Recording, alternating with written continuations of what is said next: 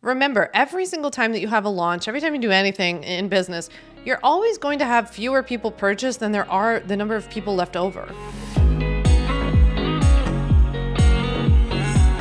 Hey there, and welcome back to On Your Terms. I'm your host, Sam Vander, Wielen, and today is part 4 of our launch series. It's part 4 of 4. I can't believe that we're getting to the end of this launch series. I hope that you've liked it so far. So here's how today is going to go. I'm going to recap the launch series so far, just give us kind of a 30,000 foot bird's eye view of how to run a launch, what we've talked about so far. And then I'm going to hop right into talking about surveys and how I use surveys after a launch to both buyers and non-buyers to help set me up for an even better launch next time. This is super, super important. And at the very end of today's episode, I'm going to share my top 3 launch tips from all of the things that we talked about today, or all the things we've talked about in this series. So if you don't listen to anything else I say, or you just want a quick place to start, you're going to want to pay attention to those 3 things at the end of today's episode. So here's why we have to talk today about what to do after a launch. So let's set the stage. You get done with a launch, right? And depending on how it went, depending on what your expectations were, we get done a launch and we can feel all sorts of things. We can feel amazing and be like, that was the best thing ever. How did I pull that off? Or you can feel disappointed and confused and you're like, I'm so frustrated. I don't understand why this thing isn't working or what went wrong. And what happens in those cases, especially when we're frustrated or disappointed or it didn't go according to our expectations, is that we then tend to come up with a lot of stories about why. We say people didn't buy because it's August. And my friend said, nobody ever buys anything in the summer. Why did I run something in the summer? Or like, I should have been on TikTok. I'm not on TikTok. That's why my program's not selling. All the people are going over to TikTok now. Or you might be telling yourself like, I don't have enough Instagram followers. That's why I didn't get enough purchases, right? We come up with all these stories about why our launch didn't meet our expectation. But here's the thing. We don't need to tell ourselves stories because we don't need to guess. We have the info. You have the info about why this thing didn't work. Or if it did work, if it went really, really well, we have the info about why it worked, right? So that therefore we can double down on those things that did work. And even if your launch didn't go well and you need to look at the data to understand why it didn't go well, you might see some nuggets in there of things that went better than you thought. And then that's going to tell you like, oh, I didn't pay nearly enough attention to my email list or something like that, whatever it is, depending on the data. So looking at the data is really important so that we stop telling ourselves stories and we get real with like what is actually going on. And then we just do more of that. That's really the truth of it, right? So let's recap this launch series so far. Bring us up to speed as to where we're at in this part 4. So if you listen to part 1 of the launch series, you know that I talked, first of all, I brought on my director of operations, Lindsay, and we talked all about the data behind my recent promo and really that would be a great one to listen to again after you listen to this because you'll hear us go in and really break down the data in the exact way that I'm telling you in this episode. We also, though, talked about step 0, my favorite step, to be honest, which is about building up the audience to sell to, especially on your email list. And we talked about how important it is that if you know you're going to run a launch, whether it's your first one or you're running your 5th one, how the many, many months up before your launch are the most important. It's not just about running a solid 2-week launch campaign. It's really about the months and months and months leading up to that launch.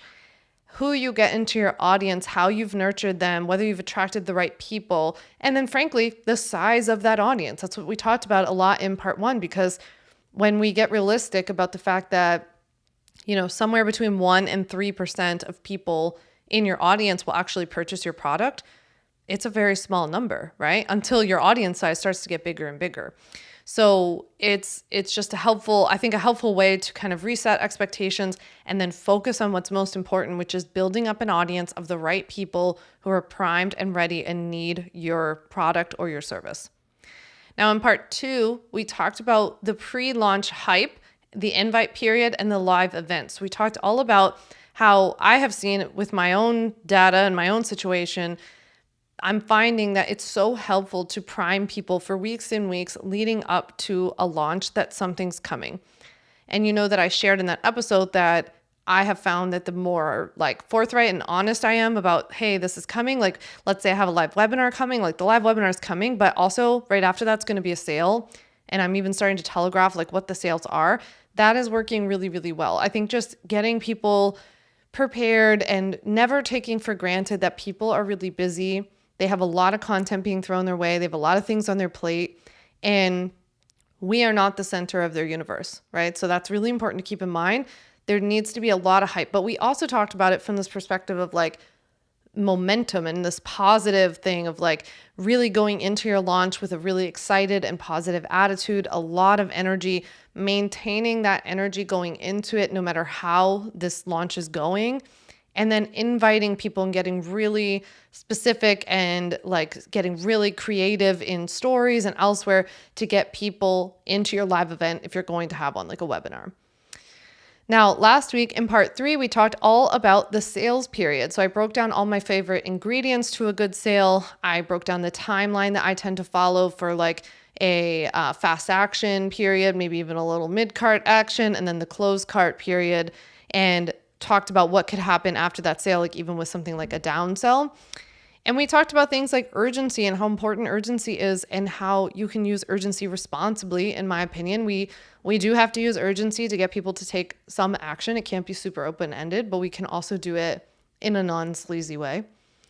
And this week, last but not least, in the last part of this series, we're talking about using the data from this launch to tell us what we need to focus on until our next launch and how to actually make our next launch better based on what happened in this one. All right, first things first, let's talk about post-launch data and the surveys. There are essentially 2 surveys that come out of a post-launch period. So there are 2 surveys you need to create and send out to people after your launch. The first one is that I want you to send a survey to people who have purchased from you because we want to know more about them. We want to collect data and info about who's bought from you, right? We also want to send out a survey though to people who didn't buy because we want to find out who it was that didn't buy and why didn't they buy? What was that all about? So I usually will send out some survey to the people who didn't buy that says something like, other than price, what was the reason that you didn't purchase this product at this time? And sometimes it's timing, sometimes it's that they're the wrong fit, but then that's telling me, that there might be some people, maybe I'm not being clear in my messaging, all of that kind of stuff. Now, keep in mind with the why people didn't buy survey, we want to remember that you're not going to fit everybody, right? Your product is not going to fit everyone.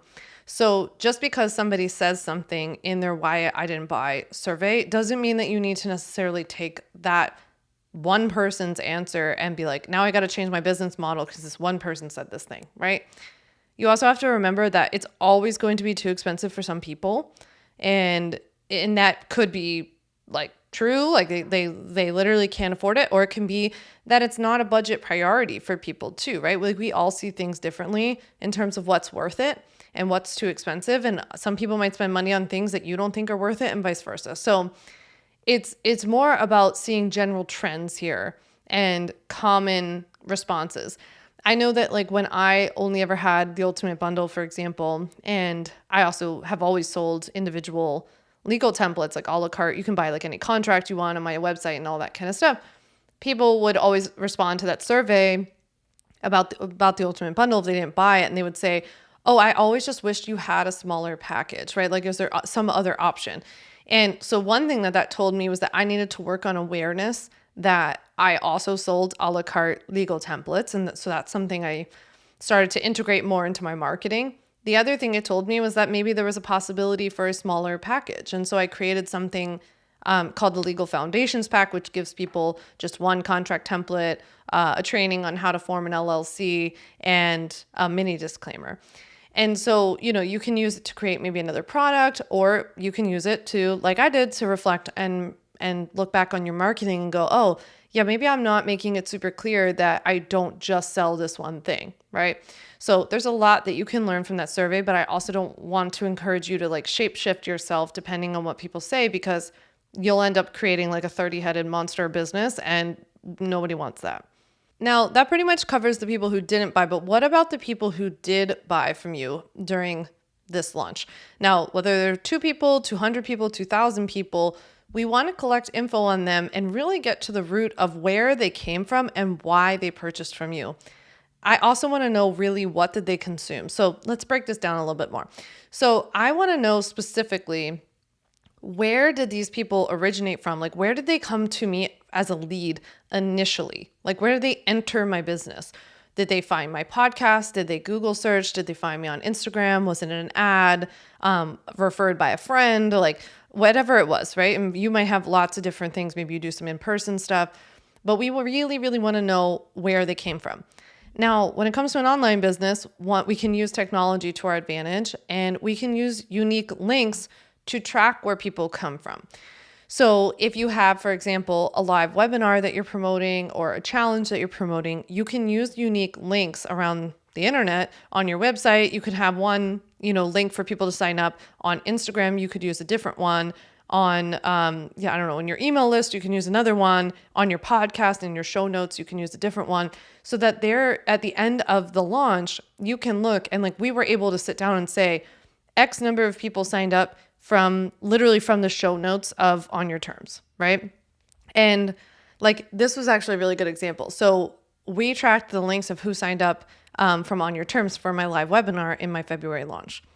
Not a lot of people use that link, right? We kind of see that across the board. I don't know if I'm alone in this in the podcasting world, but we tend to see across the board that you don't see a lot of people clicking links in show notes on podcast players, right? Maybe they do through the website or somewhere else, but not through the podcast player, which kind of makes sense to me. If I'm typically listening to a podcast, I don't really click on that many links, but that's neither here nor there. So not that many people clicked on the link in the show notes, but out of the people that did, it was like a 50 to 60% conversion rate of who bought. So not that many people clicked through from On Your Terms, but a lot of the people did click through, purchased, right? That is super interesting to me, because that's telling me that my On Your Terms listeners are this podcast is very important to getting people to purchase, right? It wasn't a huge driver of getting people to sign up, but I can tell people were ready to purchase. But then I could also track how many people signed up from ads, which is a little easier because we have a lot more technology with Facebook ads and things like that. How many people signed up organically through my Instagram link, through ManyChat we're using on Instagram, through the Instagram link in bio, through any of the links on my website. So we're really able to tell what's working. What I take from all of that is where to put my energy moving forward. So next time I go to do a launch, maybe there was something that, I don't know, maybe I think all my leads are coming from Instagram, but then if the data is telling me otherwise, data is telling me that Google is really important, I could spend more time between now and my next launch pouring more time, money, and energy into Google, right? Or into making things SEO-ifiable, if that's a word. So that's kind of how I take the data and how I look at the data. I also use the data to stop telling myself stories like I would tell myself the story, nobody clicks on a link in a podcast, but after looking at the data, I would say, well, it wasn't that a lot of people clicked on it, but a lot of people did end up buying, so it's worth it. I also like to keep a healthy balance between paid ads and my organic leads, so that's another thing that I'm personally looking at in this data is making sure that it's never an unhealthy balance. I want a healthy balance. I still want to pull in a lot of leads organically and know that we can still do it, because we can't control ads and you never know what's going to happen with them. Now, if possible, and it kind of depends on whatever software you use for all your different tools, another really cool thing to start tracking in your business that you can do post-launch is looking at approximately how long it took from someone becoming a lead. So someone entering your business, getting on your email list, something like that, to buying from you. How long was it between them being a lead and a customer? That helps you know what's really going on, behind the scenes, how long does it take somebody really to go through that conversion process? How many touch points do they have? That's really helpful to know then too, that it's very, let's say it takes 60 days. It's very important that you're emailing them every week, that you're showing up in all the places, that you're creating consistent content, that you're being helpful. Because if it's going to take them a few months to convert, we have to be consistently doing that work for a long time in order to start building up a lot of momentum of getting a lot of new customers. I also want to know what was most impactful in terms of my content and where they saw me. That was the most impactful in getting them to purchase something, right? So was it my podcast that they were listening to? Was it my weekly emails? Was it something they saw me do on Instagram? And on top of that, I want to know, where are all the places that they did consume content from me before they purchased? Did they follow my podcast? Did they listen to one episode or 20? So these are all things that I put into the post-purchase survey. The post-purchase survey is so important because it's going to tell us all this information about where did they come from, what all kind of content did they consume from you before purchasing. Who else did they consider? I always ask them, was there somebody else that you considered? I don't ask them to tell me the person, but I ask them to tell me, what was it about us, or what was it about my product that stood out or was different and more appealing to you than whatever else you comparison shopped with. That helps me lean into my unique differentiators so nicely. So this is all the kind of stuff you can put in your post-purchase survey. You, of course, can add more and more and build this out over time. But this stuff is gold. Now I want to go over really quickly what your 2 main goals are after a launch in your business in general. I know sometimes it's really helpful for me to just kind of zoom out and have big picture ideas of what the focus is here. After a launch, your 2 big goals and your 2 focuses in your business become these 2 things. Number 1, to build up new people, right? You immediately go back to list building, to building up new followers, to building up new email list subscribers, to building up more podcast listeners.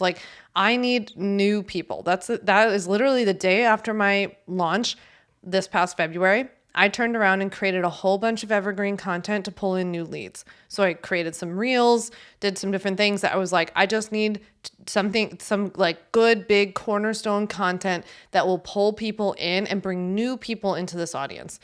Basically, I'm teaching you step 0. I'm saying step 0, right? This is going back to part 1 of this launch series, where I'm just getting the list built back up with new people. I'm nurturing those people, and I'm really focusing on, again, expanding my audience from literally the day after the launch ends. I did not take even 24 hours off from the day after the launch ends all the way up till my next launch or promo. Now, goal number 2 is to nurture all those people who didn't buy from you in this last launch. Now, remember, every single time that you have a launch, every time you do anything in business, you're always going to have fewer people purchase than there are the number of people left over, right? So there's still this huge swath of people that are there who may or may not still be interested, just might not be the right time, might not have the budget at this very moment, maybe not convinced yet, whatever it is, whatever the thing is. We need to nurture them, because maybe the next time you run a promotion, that's going to be the right time for them. So what are you doing between now? This is day 1 after a launch.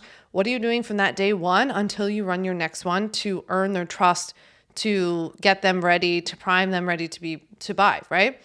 So, overall, I always say, for somebody like me, it's that I just keep doing what I'm doing because I have a really nice content system down, right? I have a podcast. I consistently post 1 time per week for the last nearly 3 years now. I have an email list of over 31,000 subscribers, which I email every single week since 2017. I post consistently on Instagram, evergreen content that's consistently pulling in new leads. I'm doing the thing, right? If you haven't set that kind of, clean, consistent, and simple content system up yet, then that's really what you need, right? You need to just keep showing up. So I would say just keep doing what you're doing, but make sure that what you're doing is already good and consistent, right? As long as you're doing things right, you can keep doing that. So that's creating content somewhere that's bigger, more searchable than social media, that will consistently pull in leads for a longer period of time or more consistently over time.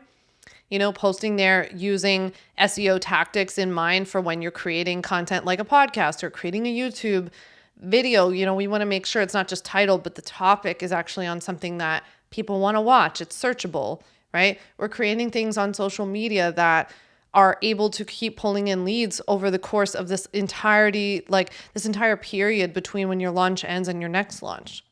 So I want to be pulling in new leads all the time, right? That's the way that I think of it. It's a lot of what I'm writing about in my book. So if this all sounds good to you, honestly, if this whole launch series has sounded interesting to you, you're really going to love the book that I'm writing. When I start my business, I'll be happy. It comes out in January 2025. I just started a little warm up pre-VIP list down below. If you want to be the first to know when it goes on sale later this summer, you can just sign up. It's just totally free. Way to find out that it'll be up for sale, I'll sign up, or I'll share the link with you down in the show notes below. But you're really going to love this conversation because I can get into it in the book in such a deeper way. And I build out like the sequences for you and the sales sequences and all kinds of things. So we've got that coming. All right. Now, to wrap things up today and for this entire launch series, which I have just loved doing, I thought I would share my 3 main takeaways with you from this entire series. If you were to do nothing else or listen to nothing else, these are the 3 things that I would do to have a successful launch in the future. Number 1, I would maintain your energy throughout the entire launch. This is key. You never know when things are going to turn around or when they'll pick up, and you can't quit until it's over. You just can't give up. You cannot. I'm not giving you permission to do that. If you set out to do a launch, you've got to see it through, because otherwise you're never really going to know what ended up happening or what would have happened if you had given it your all. And you're really just hardwiring failure if you give up on it. So we've got to see it through. We also have got to create this attitude of like, I'm excited to be here and I'm excited to create this product and talk about this product, regardless of how many people actually purchase it, right? That can't impact whether or not you're going to show up, because then how are we ever going to get to the point where a lot of people buy this? So we've got to show up, we've got to maintain that energy, and we've got to have a positive attitude. The second thing I would take away from this launch series is that building up an audience is more important than just launching. You need to have the right people to sell to, and they need to be primed and ready to buy. Now that we know that only about like 1% to 3% of your audience will actually convert and become customers, it sort of resets our expectations and understanding that we need to build the audience. The audience is super, super important. And I don't just mean social media followers. And even if we are talking about social media followers, I'm not saying you have to have thousands and thousands to run a successful launch. We need to get started somewhere, and somewhere is today. So let's just get started. The third thing I would take away from this launch series is that we need to know more about your customers, whether you have 1, 10, or 100. We need to know more about them, how they found you, what they considered before purchasing you, all the places they consumed your content, what was most helpful and impactful in getting them to convert, because we're basically just going to take that information and we're going to use it to our advantage to multiply more of them. A little bonus tip here is that I would then also make sure you take really, really good care of your customers. Again, whether you have 1, 10, or 100, you need to take really good care of your customers. I'm writing a whole section in the book about the Olive Garden effect. And once they're here, they're family. And that's how I think of it. That's how I treat my customers.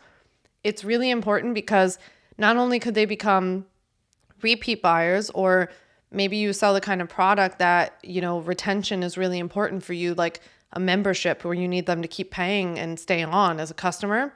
But we're also going to use them as a referral system. So these people are going to be, if they are happy, if you've helped provide them with some sort of results, if they've had a good experience with you, they're going to go out and they're going to tell other people about you naturally. Whether you have an affiliate program or not, honestly, it doesn't matter. Because if people are really happy, people are always happy. Think about something you love in your life. Like, you're happy to share it with other people when it's worked for you and it's helped you or your life in some way. So we want to take really good care of your customers, not just because they're your customers, but also because they are going to become little referral partners. All right, with that is the end of our launch series. I hope that you've loved this series so far. If you haven't yet, please reply to my weekly email. Hit reply. I read everything you guys write. So reply to my weekly email. Send me a DM on Instagram at Sam Vander Wielen. Let me know what you thought about this launch series and whether you found it helpful. If you have a topic request for my next series, I am all ears. My DMs are open. My inbox is open. I would love to hear from you. Thank you so much, Terminators, and I hope that you have a very good rest of your day. See you next Monday. Thanks so much for listening to the On Your Terms podcast. Make sure to follow on Apple Podcasts, Spotify, or wherever you like to listen to podcasts. You can also check out all of our podcast episodes, show notes, links, and more at samvanderwielen.com/podcast. You can learn more about legally protecting your business and take my free legal workshop, 5 Steps to Legally Protect and Grow Your Online Business at samvanderwielen.com. And to stay connected and follow along, follow me on Instagram at samvanderwielen and send me a DM to say hi.